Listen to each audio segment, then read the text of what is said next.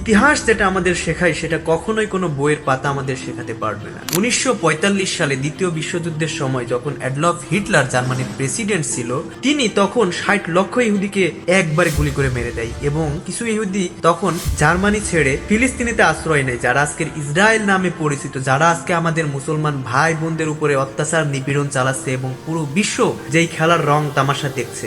But কেউই এর প্রতিবাদ সঠিক রূপে জানাচ্ছেন।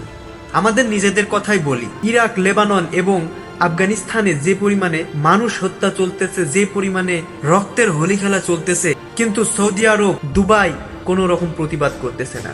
অর্থাৎ মুসলমানের মধ্যেই কোনো মিল নেই। হিটলার তখন একটা কথা বলেছিল, আমি চাইলে সকল ইহুদিকে একবারেই মেরে ফেলতে পারতাম, কিন্তু কিছু ইহুদিকে এই জন্যই রেখেছি যেন পরবর্তী প্রজন্ম বুঝতে পারে যে ইহুদি কি জিনিস। হয়তো ফিলিস্তিনির তখন মানবতা দেখিয়ে আশ্রয় দেওয়াই আজকের কাল হয়ে দাঁড়িয়েছে।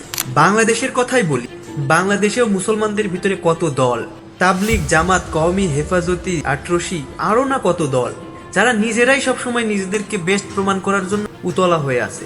তারা ধর্মের থেকে বেশি তাদের দলের জন্য কাজ করে, কিন্তু এটা সবসময় ভুলে যায় যে সর্বশেষে সবাই আমরা মুসলিম, আমরা এক আল্লাহর ইবাদতকারী এবং রসুলের আদর্শে আদর্শিত। তাই বন্ধুরা, যতদিন না মুসলমান এক হচ্ছে ততদিন আমাদের উপর এখন অত্যাচার নিপীড়ন চলতেই থাকবে। এমন চলতে থাকলে হয়তো কিয়ামত খুব নিকটেই। তাই আসুন ভাই ও বন্ধুরা, আমরা সকলেই এক হই, আমরা এক আল্লাহর একত্ববাদে বিশ্বাসী এবং রসুলের আদর্শে আদর্শিত, এটা সারা বিশ্বকে জানিয়ে দিই।